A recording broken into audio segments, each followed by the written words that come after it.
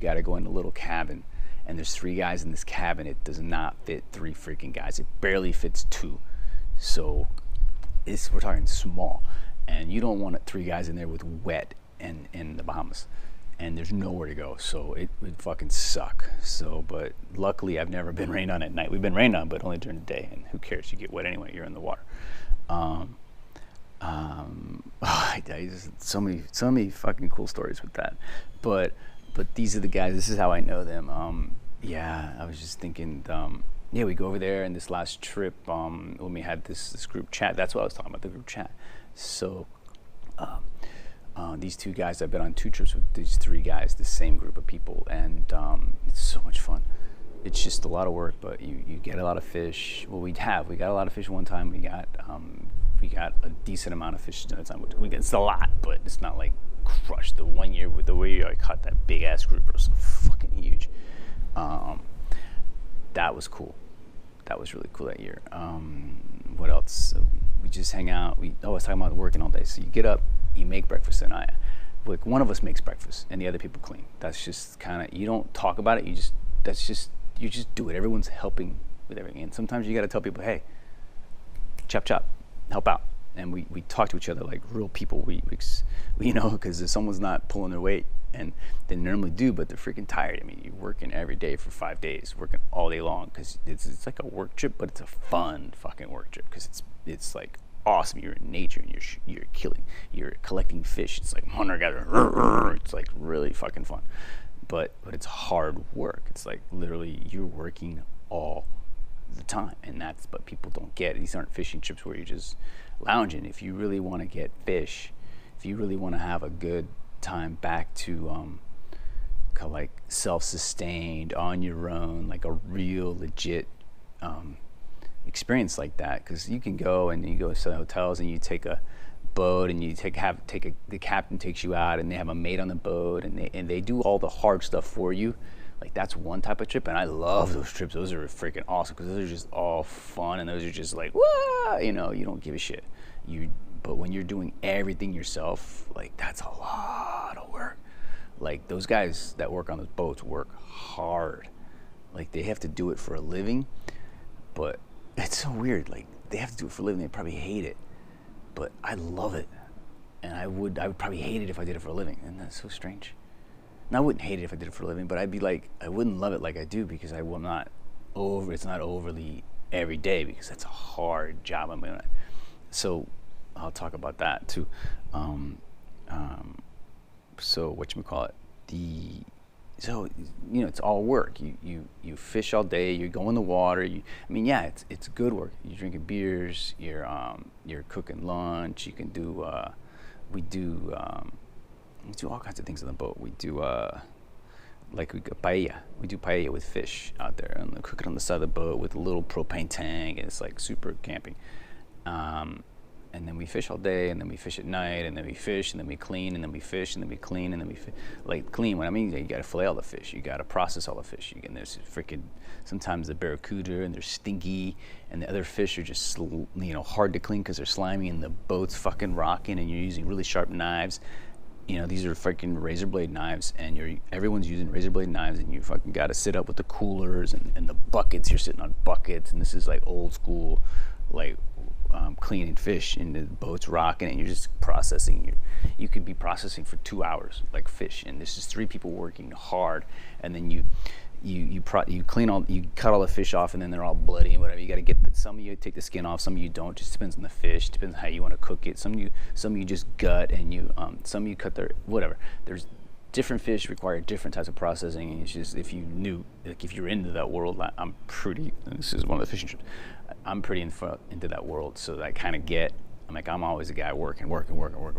So you do that, you clean up, but then then you drink some, and like someone's like the guy that's doing the easiest, cleanest job, he's getting beers, and he's like getting you snacks at the same time that you're working. Like he's doing all he can, even though he's not doing the grimy shit, but he's helping you out. He's like bringing you beers, he's giving you chips. He's like, hey, you want a rum drink? I need a rum drink. What about you? You need a rum drink? He needs a rum drink. Oh, it's just fun. And then, but it's dirty, and messy and whatever, but we're just talking shit the whole time, and it's like guy shit. Like, you don't. This is stuff that most guys don't even like, but it's just, there's a certain type of guys like me that like I don't know, we like working on something that's meaningful. Like, getting food is meaningful, you know. I don't care what you say. I mean, that's life. Even though we don't have to do it because our lives are so damn easy, it's meaningful when I'm doing it. I like it. I love it. It's fun. So we get all that fish processes, and then we vacuum, we redneck vacuuming, where we have a bucket and we kind of double and get all the air out and ziploc them, and so we can freeze them and put them on the ice and blah, all perfect. And then we clean up, take showers, and we literally use, there's a freshwater hose that you kind of, it's got a contraption, it sits up there. And no, we hold it. Yeah, it's a hose, just a hose. Yeah, you turn it on, you spray yourself, and then you wash, and you're naked on the back, on the back of the boat. But the boat's so small, everyone's there. They're kind of, they try to give you as privacy as they can. They kind of hang out inside the cabin. When one person's showering, we respectfully, just the other two kind of, if you want, you can fucking see all the guy's dick if you want it, but it's I don't want to see it. So, but you got a shower right there. But so we go in the cabin and kind of hang out and just rest while he's showering.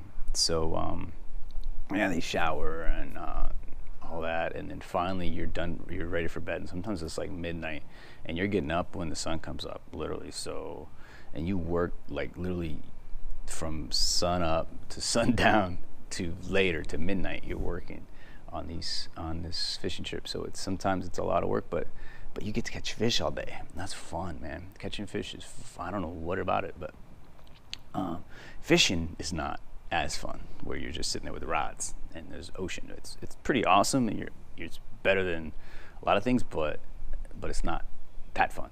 It's fun, but it's not like crazy fun. But catching fish and catching good fish and catching the big fish and catching these delicious, this is the best fish left on the planet, I think. Like, at least that you can get here. There's some great shit up north, but we don't get that kind of fish. But you get yellowtail, you get snapper, you get grouper, you get hogfish, you get cerro, mackerel. You can, so these guys eat.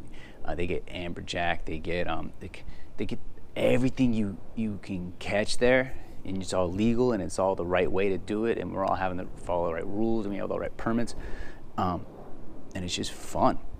So but I was just explaining about all the work, but that's the reward in the work, you know.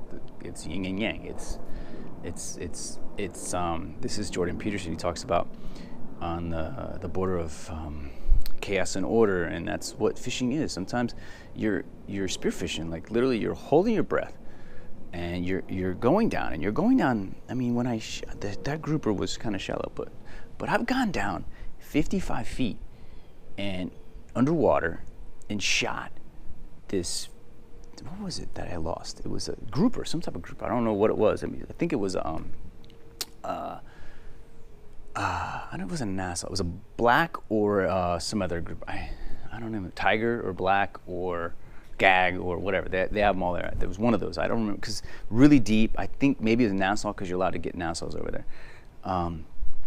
I got it, and I had to go up because it went in a hole, and I couldn't get up, and I went all the way to the surface and just waiting, and Ro was right there with me. He gets he carries a belt with a like a purse, like a mini guy purse, you know, fanny pack, and he keeps a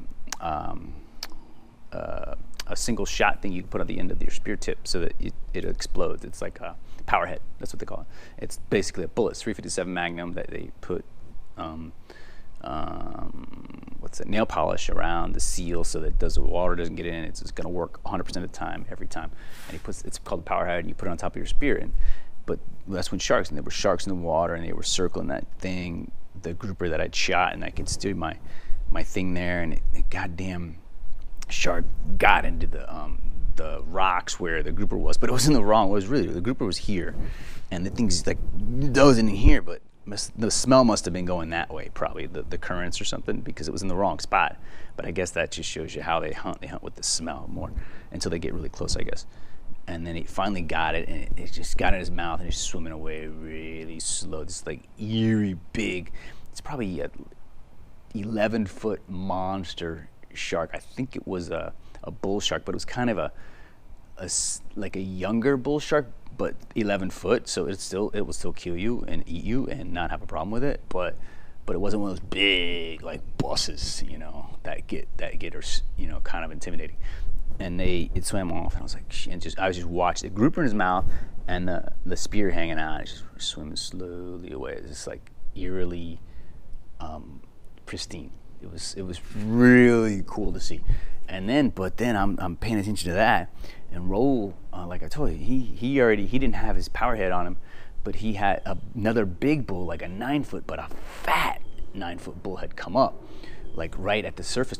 So we're 55 feet above where all that shit was happening, and this bull shark came up, and I didn't notice it come up, and that's such because I'm so focused on that just this amazement, and I could have just been eaten, but Raul was there. He was paying attention, and that's why if you're kind of paying attention and you act the right way around the sharks, they respect you.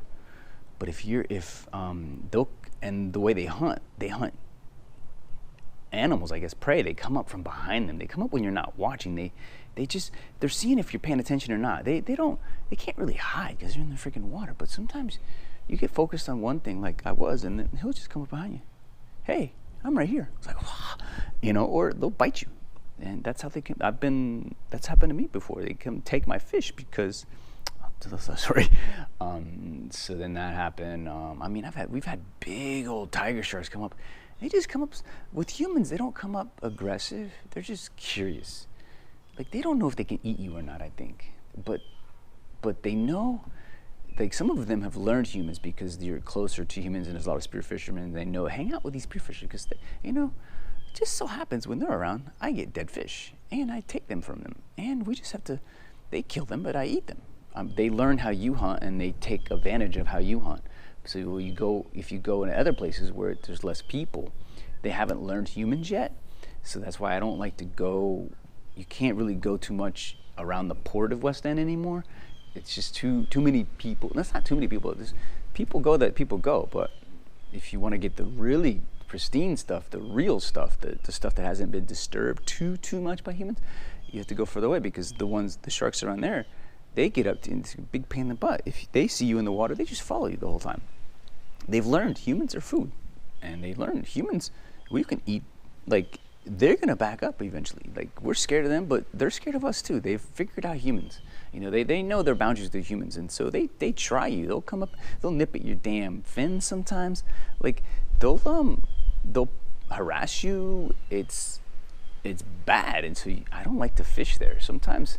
It's so bad that you just gotta get out of the water. I mean, I've gotten chased out of the water many times, and we call it chase out of the water, meaning they don't I never felt threatened like they were gonna bite me, but if I didn't know them as well as they did, maybe they would try because they nip at other people's fins. I've had that, I think, on trips. I've heard about it a lot, that's for sure. And hell, I've had a nurse shark freaking harass me underwater. I had like a bunch of over here in the Keys, I had a bunch of mangrove snapper. I just shot like 12 of them. I had them all on a stringer, and the fucking thing. And I had some lobster. I had a really I was loading up that day, and this thing's just circling me, and it's this nurse shark. It won't leave me. I'm not scared of him because it has these plates. Like I'm sure you could. It's not going to be comfortable getting bit by one of them, but you're not going to die.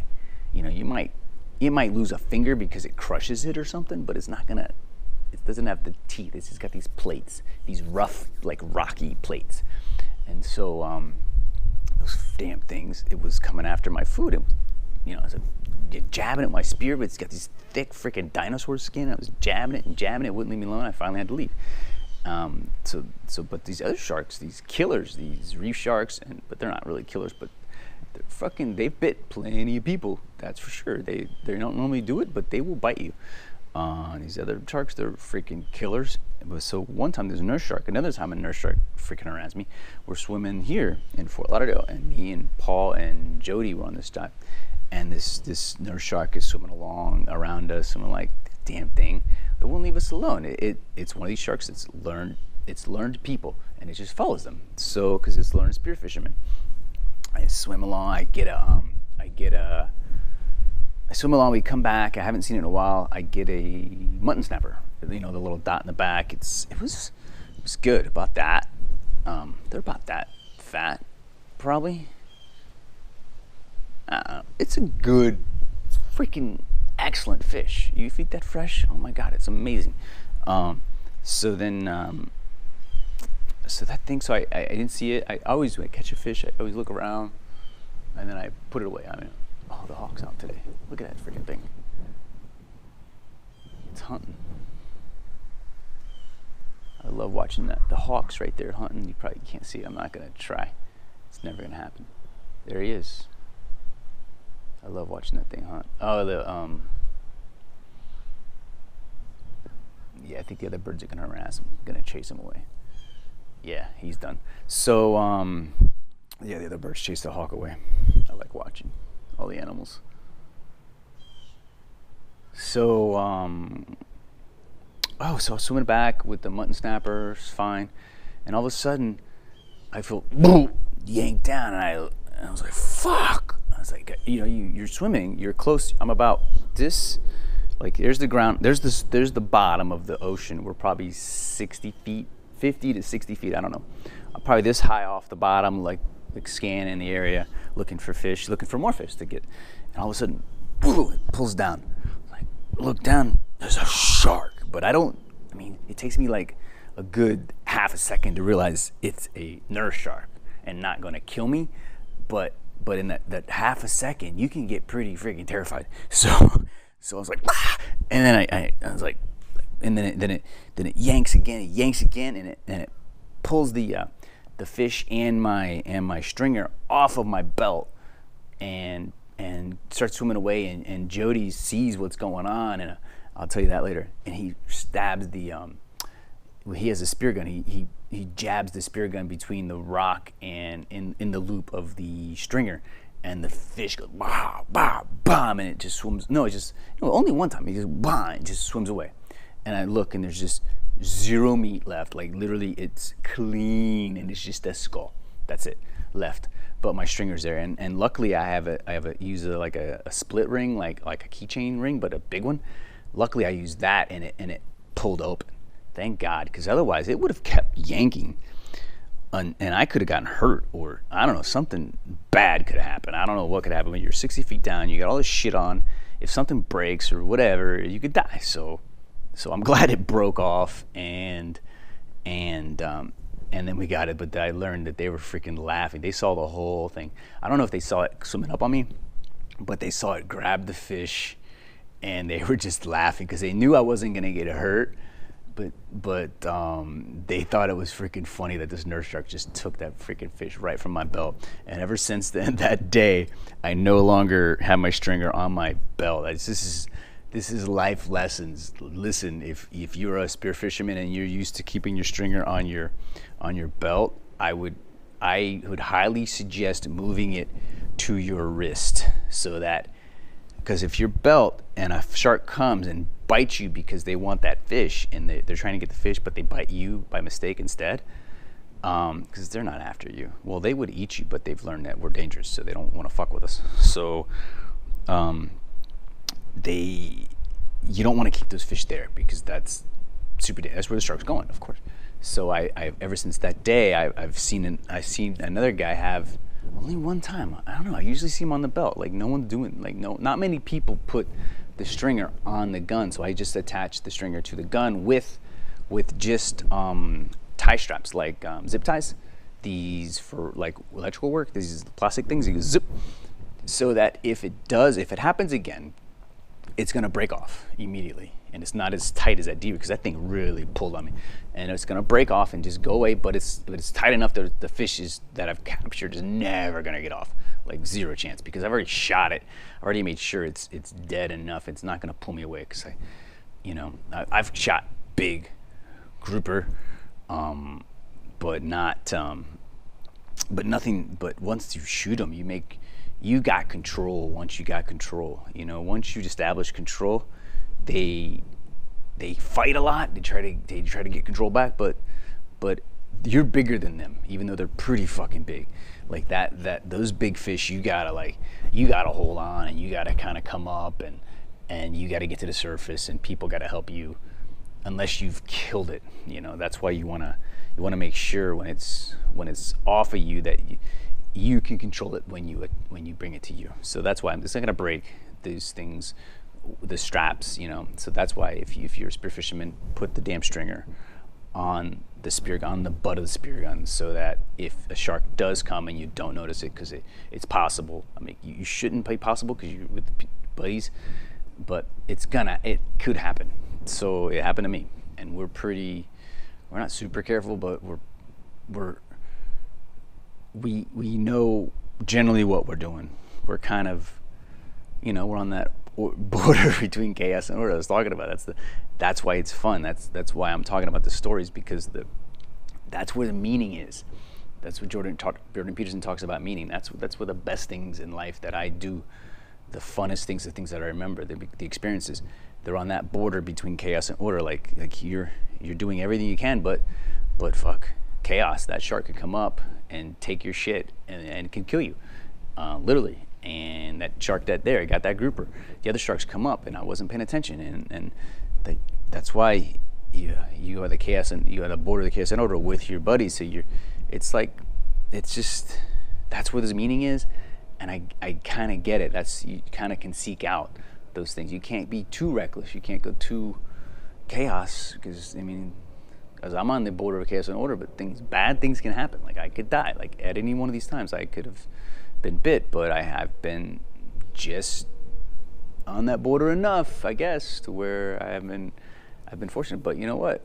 I've lived. It's fun. I'm glad I've had every one of these experiences, because it's just been things that I've seen that are cool. So yeah, they take it away and then they laughed at me and whatever. Ever since I put it on that's the process where you put it on the butt of the gun. So I don't know. I don't know what happened, but I went into storytelling mode. So, because back why I started on this tangent of storytelling, because the group I was talking to was a group that I've gone on these kinds of trips with. Like we know each other, so we're all happy. It's like good friends, people that are legitimately happy for you when things go well for you.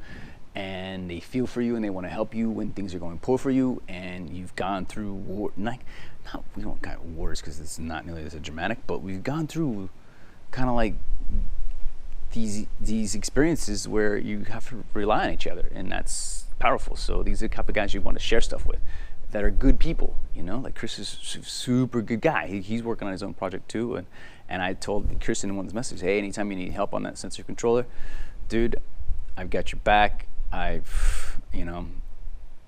pretty sure I could help you out, because I know it so well now. He hasn't started yet. He's going to start his project. He's doing something with safety and kids and pools. I'm not going to talk about his ideas. I don't feel right about that. It's not my idea to share. He shares with me because we're becoming, I kind of know him only a few years, but we're becoming pretty good friends. Like we go camping together with our daughters. We're trying to join the same tribe, and he's a good, legit dude, and I would never betray his confidence. So he's doing, but I can say a type of idea. He's same sensors, and I'm not same sensors, but same controller. And so I was like, hey, anytime you want to do it. He's like, and I was like thinking I needed a board guy because I was celebrating. And I was like, oh, the next step is, once I get the wireless going, is getting the board. And he said, yeah, anytime I can help you lay that out. It's pretty easy. There's free tools, whatever. But I've never done it. I don't know if I'm interested in it. I probably am not going to be interested in it. And but neither here nor there. But he offered help, and Raul was like, yeah, I can hook you up with this guy. And those are the guys that I'm chatting with, because those are your people that you've gone through these cool experiences with, and they're good guys because you spent 5 days on a boat together. You're in like that together, like sardines in a can, living together for 5 days on a little boat. You get to know someone. You get to know them like really well, and if any kind of weirdness comes out, it's going to come out, and everyone's got weirdness, and everyone's weirdness comes out, but you can tell they're good people. It takes trips like that to really know someone, I think. So I think so. You got to go through a little bit of stress. And a little bit, you're going to have stress on these trips. There's nothing freaking easy. You can handle it a certain way, you can handle it a different way, and if you're a good guy, you handle it a certain way. And some guys can handle it the wrong way in the beginning of life, but then learn the right way to handle it, and that's just moving forward. And that's, man, this is I've gone through a lot of freaking tangents. I gotta eventually stop. But I'll finish what I was saying. So I'll finish what I was saying, and then I'll kind of end up, because this is gonna go on forever. I can talk.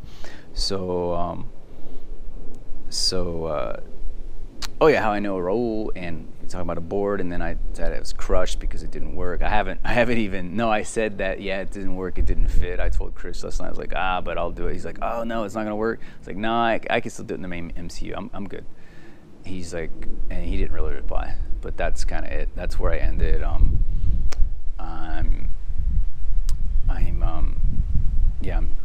I've reserved myself to where I've got to do it in the MCU, and I was talking about the fish and whatever, but that's kind of where I'm at now.